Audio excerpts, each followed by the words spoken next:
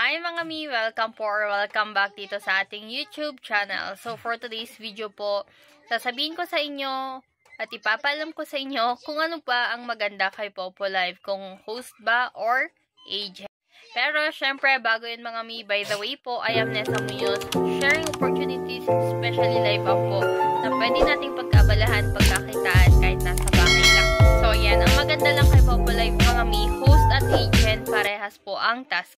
Yung pagla-live at pag-join sa party live. Ang kinaibahan lang at kagandahan lang kapag agent ka po, marami pong benefits. Ano-ano yon?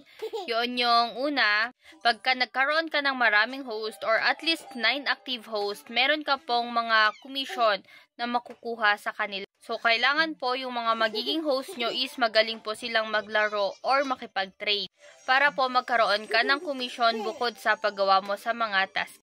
Ang isa pa mga mi is magiging coin seller ka. So, syempre, kailangan meron kang alam na pwedeng pagbilhan ng wholesale ng coin seller. Tapos, tsaka mo to pwedeng ibenta sa mga naghahanap ng mga gustong maglaro dito kay Popo.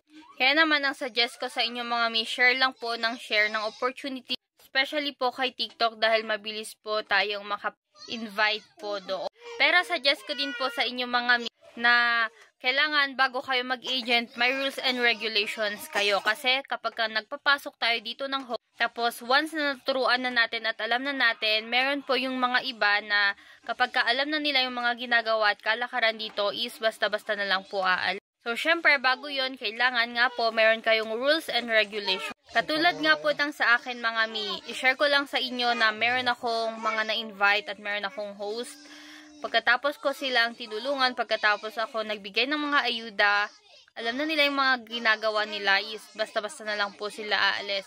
Nakakalungkot lang yung mga ganong tao mga mi, pero okay na rin po yon dahil nirelease ko na sila and hindi po sila kawalan dahil marami pa pong host na pwede pumasok sa agency ko and welcome na welcome po lahat na turuan natin yung mga naghahanap ng opportunities. So yun lang po for today's video mga mi. Pag gusto mo ng mga ganitong content, please do like, comment, share, and subscribe para po sa next video natin or tutorial natin is updated ka po.